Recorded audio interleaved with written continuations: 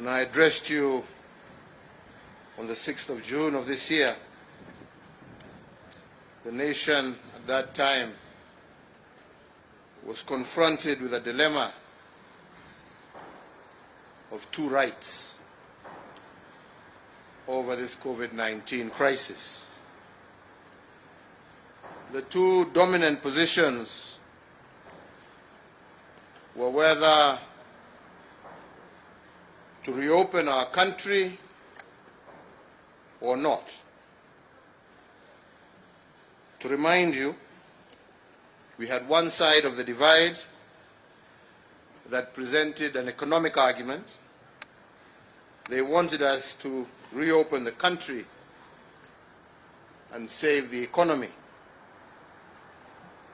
Their argument was that COVID-19 was, yes, a health crisis, but it was also an economic crisis at its core.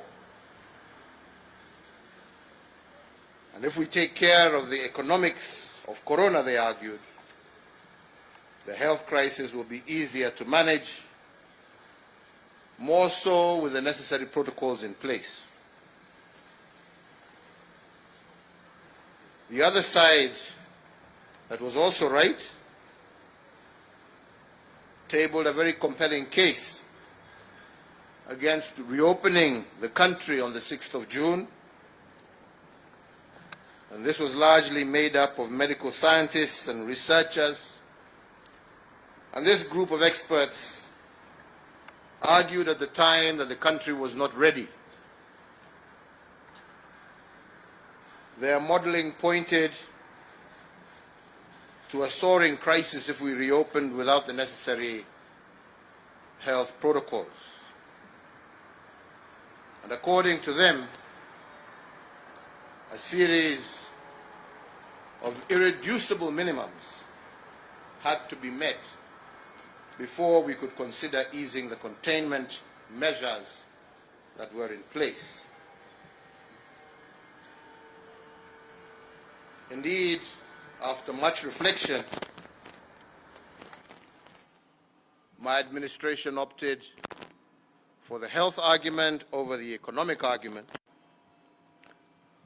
more so because we can always revive an ailing economy, but we cannot bring to life those who may die from this pandemic. And with this, we chose the path which is we set out, working with our partners to build on these irreducible minimums.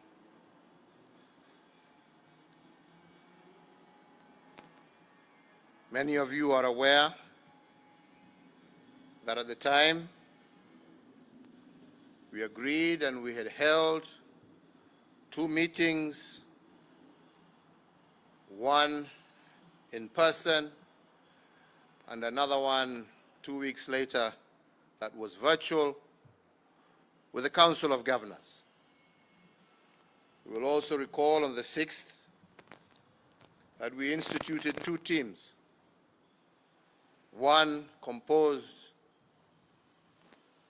of our interfaith brothers and sisters to consider issues around opening places of worship, and another consisting of education stakeholders to consider the issue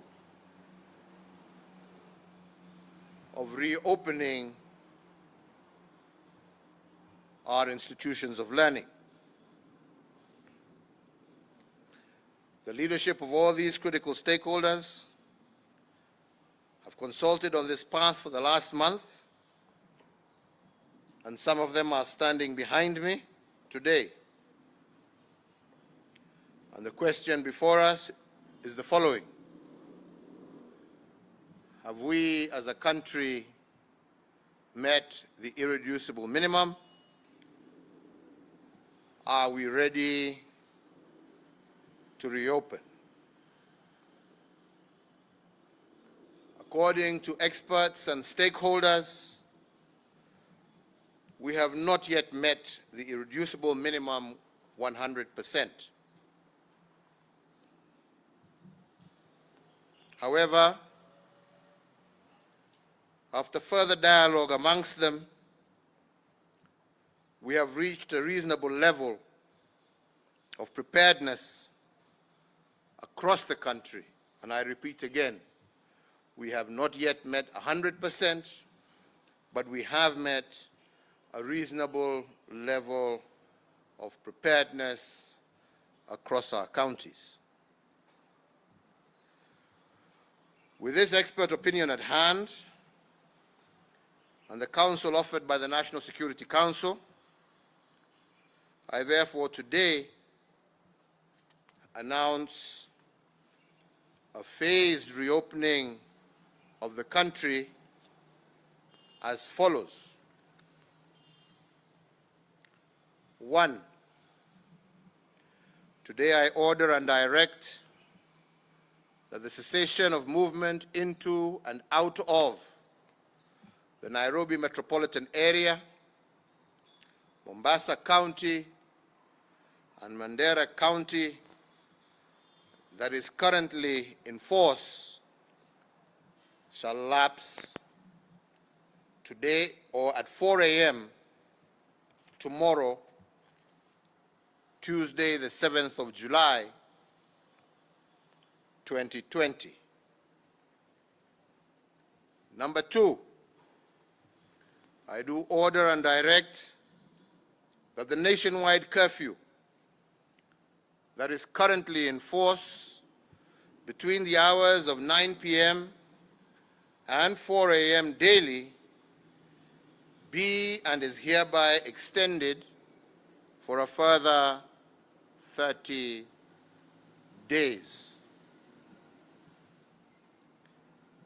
Fellow Kenyans, by reopening Nairobi, Mombasa, and Mandera, we must be cognizant of the fact that we are all much more at risk than we were when the restrictions were in place. So we must therefore exercise what I call cautious optimism and avoid reckless abandon. I believe that although the path to recovery is rocky and uneven, it is navigable. And that is why I must give 2 qualifications to this phased reopening. Firstly, the order to reopen is given conditionally. Should the situation deteriorate and pose a challenge to our health infrastructure, we will have to revert back to lockdown. In the next 21 days, we shall study patterns of interactions and the spread of the disease. Any trends that signal a worsening of the pandemic,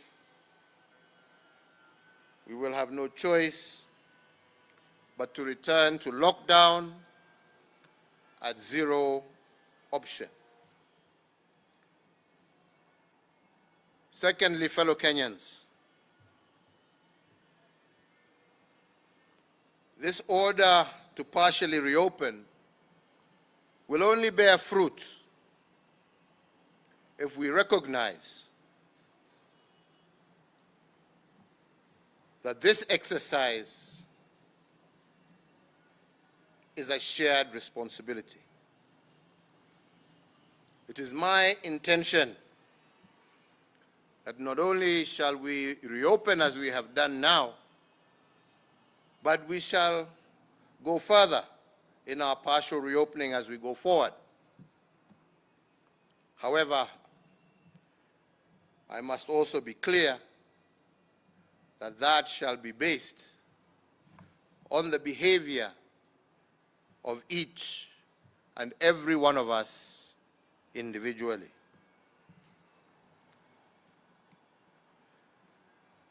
So therefore, fellow Kenyans, to reopen and to remain open, you must become your brother's keeper. You must become your sister's keeper. While the government will no doubt do its part to achieve this desired wish of remaining open, you, my fellow citizens, must also do what is expected of you personally in order for us to achieve it. This, therefore, is not just a call to reopen our country, but it is also a national call to civic responsibility. And on this, I must further add that civic responsibility is not a demand placed on self or on the individual by the state. It is not a demand that the state can enforce. It is therefore a duty that you individually owe your fellow countrymen for coexisting with them. It is a voluntary act of goodwill expressed to your neighbors in good times and in bad times. It is a civic duty to defend and protect yourself, your family, and the environment that nurtures you. My national call to you all, therefore, is to minimize unnecessary contact and movement. I encourage all Kenyans to consider delaying non-essential up-country travel. But again, that is voluntary. And I encourage you to exercise extreme caution and fidelity to the correct usage of face masks, hand washing, sanitizing, physical and social distancing, and also your individual concern for the health, especially of the elderly and those who have immune-depressed systems, people who are much more susceptible to get a serious case of COVID-19. And you must always remember that there can be no unbearable responsibilities in the face of a crisis as we are in. Going further, and again with the advice of the National Security Council and the National Emergency Response Committee on the coronavirus pandemic, I also further order and direct the following phase measures. That places of worship will commence phased reopening for congregational worship and public, that is, individuals can attend worship, in strict conformity with all applicable guidelines and protocols, including the self-regulating guidelines that have been developed by our friends of the Interfaith Council, protocols and guidelines that I have received from them today. And to mention but a few, that the guidelines issued by the Interfaith Council, only a maximum of 100 participants will be allowed at each worship ceremony, which should not take more than an hour.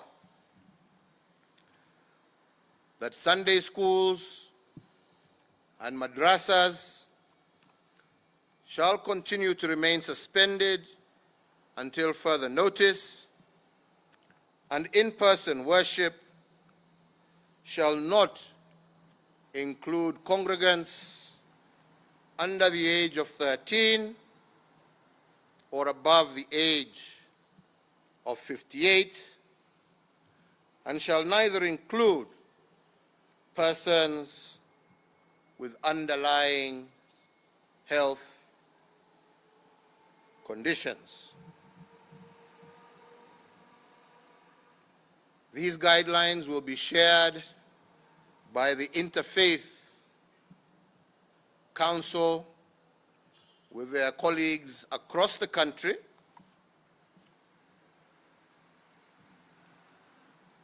and we have said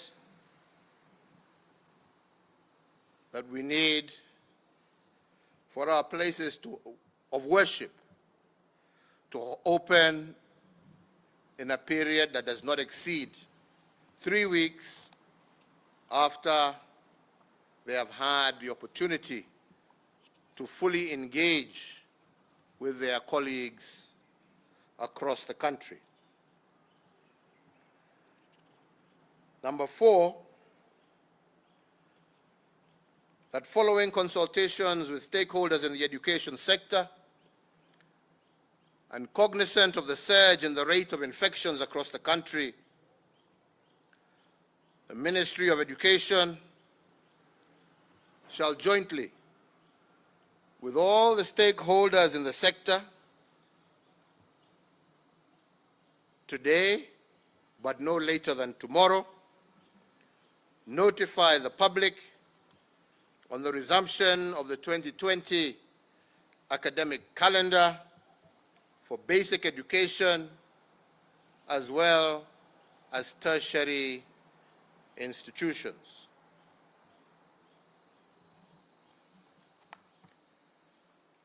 Number 5, that conscious that movement of people is in itself a catalyst for the spread of the disease, there shall be no movement of public transport vehicles into and out of areas previously under cessation of movement restrictions without the public transport providers being compliant with all protocols developed by the Ministry of Health.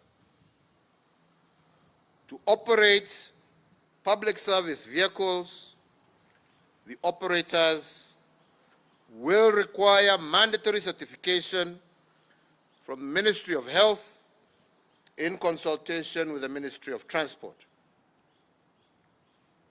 Number 6, that local air travel within the territory of the Republic of Kenya shall resume effective Wednesday, the 15th of July, 2020, and again in strict conformity with all applicable guidelines and protocols from both the Ministry of Health and our civil aviation authorities. Number 7, that international air travel into and out of the territory of the Republic of Kenya shall resume effective the 1st of August, 2020, once again in strict conformity with all protocols from the Ministry of Health, local, as well as international civil aviation authorities, and any additional requirements applicable at the ports of departure, arrival, or transit. Number 8, that the prohibition against social and political gatherings of whatever nature is extended for a further period of 30 days. Number 9,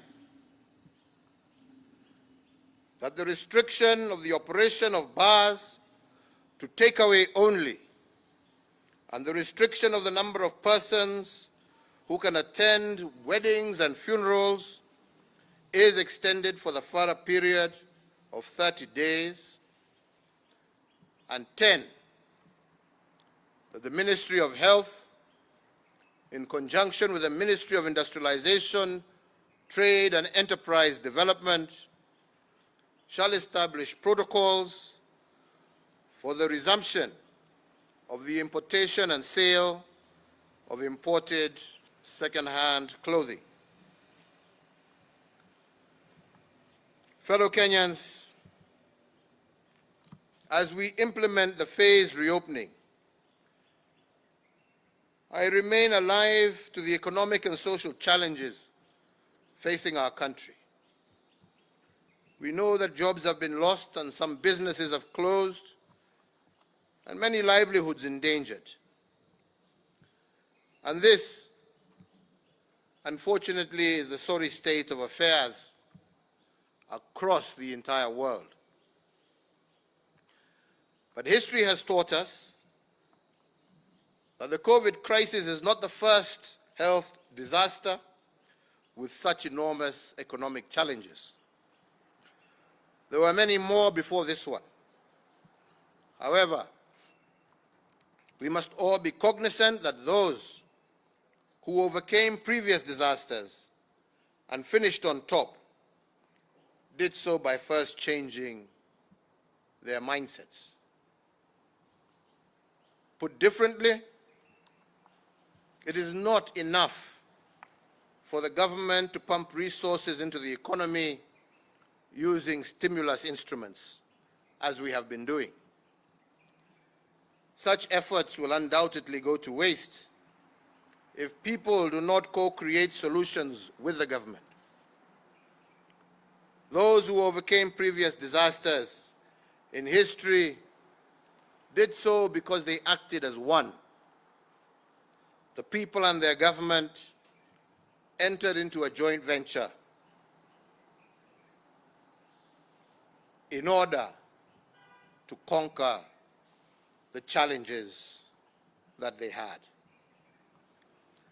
This therefore means that for us to revive the economy, reopen and remain open, the government and all citizens must pull together. Today, fellow Kenyans, I've invited you to exercise civic responsibility towards each other. But I do not want you to exercise this responsibility in the fight only against COVID-19. I want you also to have a shared responsibility with government in reviving our economy. And for us to do this, we must first, as I said before, change our national mindset. We have the opportunity to stitch a new national mindset and chart the future that is ahead of us. On June the 1st, Madaraka Day, I set the stage for the change in mindset. And I challenged all of us to reimagine Kenya the way our founding fathers imagined a nation from nothing. And today, we have a much younger population. And I challenge you and will support you to reimagine our economy, our business models, as we reopen tomorrow. We must remember that the coronavirus is an invisible enemy. We cannot confront this enemy because we cannot see it. We can only evade it. And invading an invisible army and enemy calls for great imagination. Instead of doing business as usual, therefore, this is a moment that calls us to do business unusual. When we reopen, we cannot use the old maps to navigate the new lands created by this unfortunate moment. We must have the courage to let go of the old ways. We must, together, find new opportunities to face the challenges of tomorrow. Those who will change their mindset and embrace the new normal will be favored by destiny. And I once again particularly encourage our young people to take up this challenge of reimagining our business models, and in this, I promise you my support. We may not have all the capital we need, but the currency of this moment is ideas, and young Kenyans are a flora of ideas. I note, for example, our textile industry has already seized the moment and leveraged on the silver lining presented by the COVID crisis to create opportunities for our fellow countrymen. Owing to this initiative, Kenya is today emerging as a net exporter of PPEs in the region.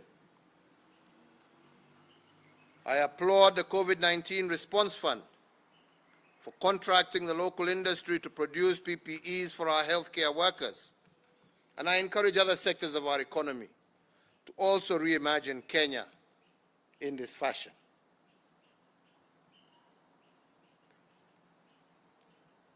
Turning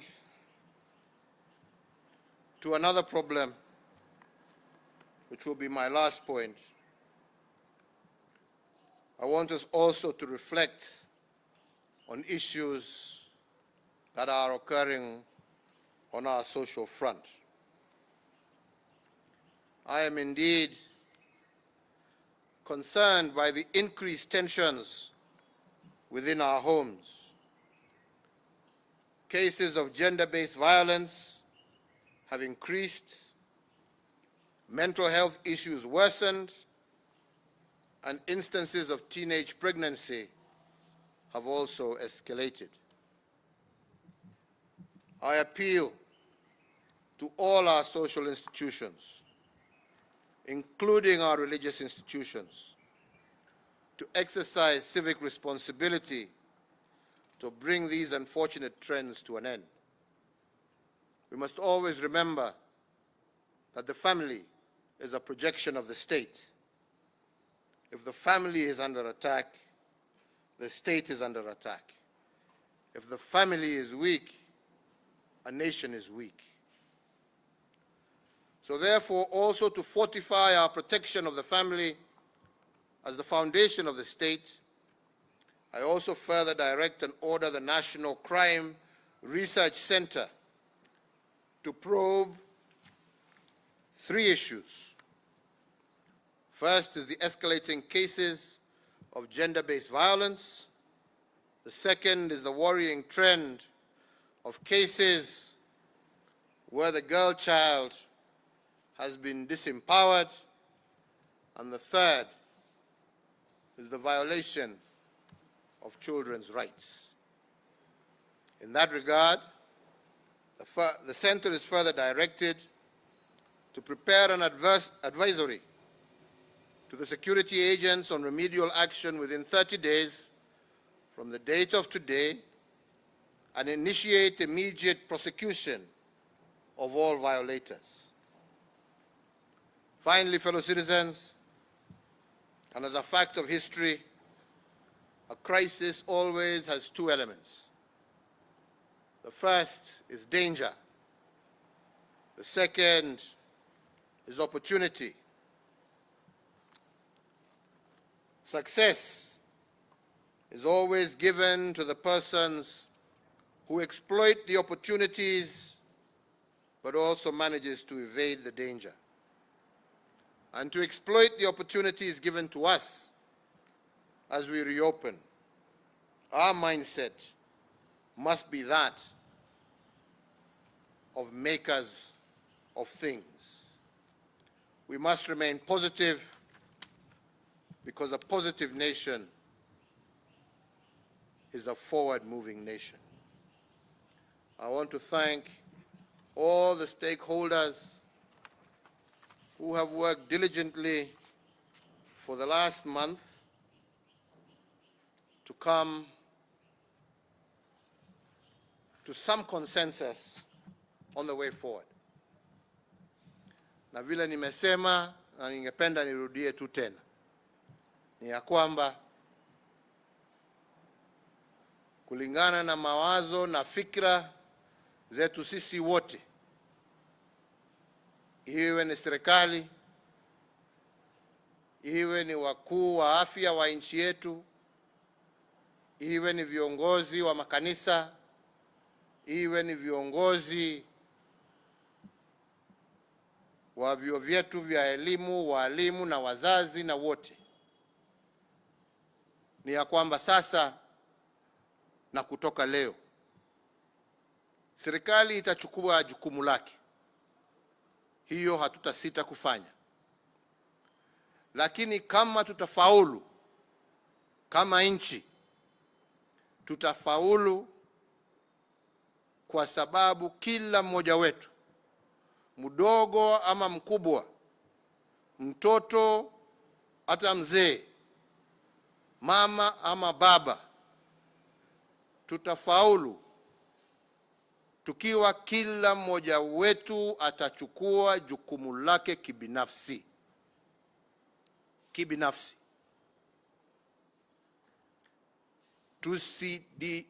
Tusidanganyane hapa ya kwamba huu ugonjwa hatuko nao. Ugonjwa uko. Sana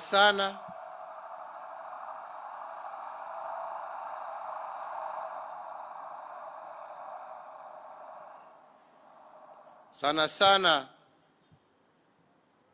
twasikia watu wakisema, hii ugonjwa sio ugonjwa wa kweli, kwa sababu mtu hajui, sio kitu unaweza kushika ama kuona. Na wengi ambao wanaupata wanapona, ni kweli.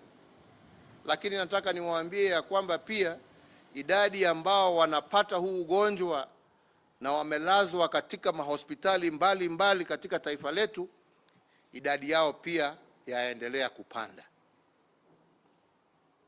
Kwa hivyo jukumu lazima iwe ni ya kila mtu. Tukiongea na viongozi wa makanisa, viongozi wa misikiti, tumekubaliana ya kwamba hawa pia wako na jukumu. Tuwataka wananchi wetu, tukiwa nchi ambayo tunamcha Mungu, tunataka warudi makanisani, tunataka warudi misikitini, tunataka warudi kuomba na kuombea taifa lao, familia zao na hawa wenyewe pia. Lakini tumekubaliana ya kwamba jukumu itakuwa lao. Hatuwezi kuwa na askari kwa kila kanisa. Hatuwezi kuwa na maofisa wa afya katika kila msikiti. Viongozi wetu wa kidini lazima wachukue jukumu la kuhakikisha ya kwamba hata tukiomba Mungu wetu, tutafanya hiyo kwa njia ambayo haitahatarisha maisha ya wenzako.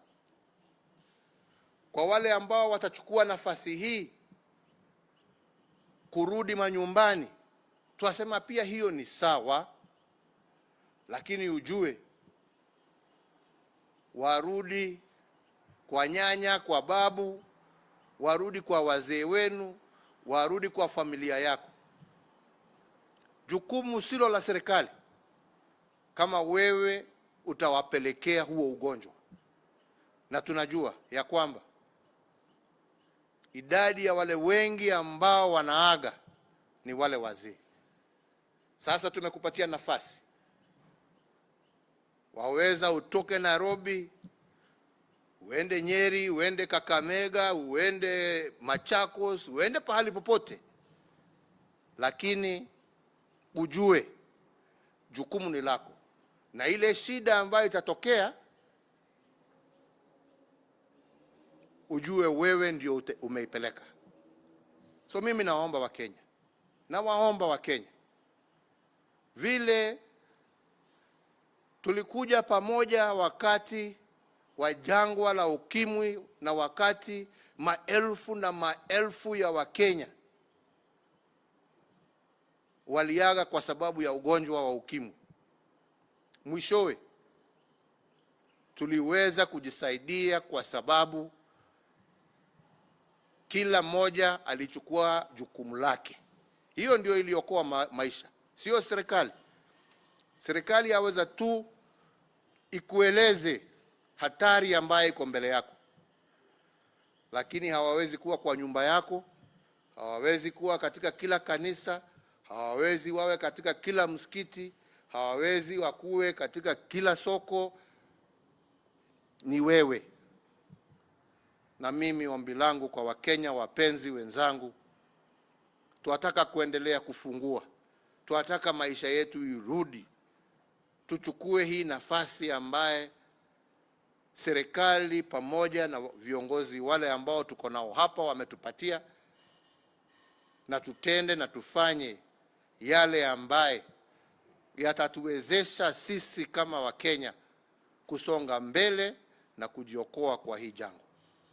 Kwa hayo machache nirudie tena, asanteni sana kwa timu ya viongozi wa dini kiongozwa na Archbishop Muheria, kwa timu ambayo imefanya kazi upande wa elimu ikiongozwa na Profesa Makoha, na timu hizo zote mbili zitakuja mbele yenu kuambia matokeo ya mjadala ambao wamekuwa nao, na watupatie mwelekeo wa vile tutafungua makanisa na misikiti na mpangilio ambao tutafuata kuhakikisha watoto wetu wameweza kurudi kwa masomo yao, lakini kwa njia ambaye haitahatarisha maisha yao.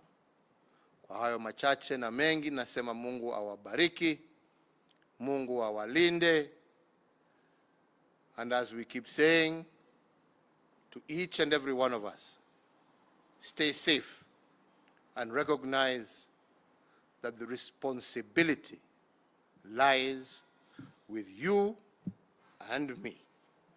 God bless you all. Asanteni.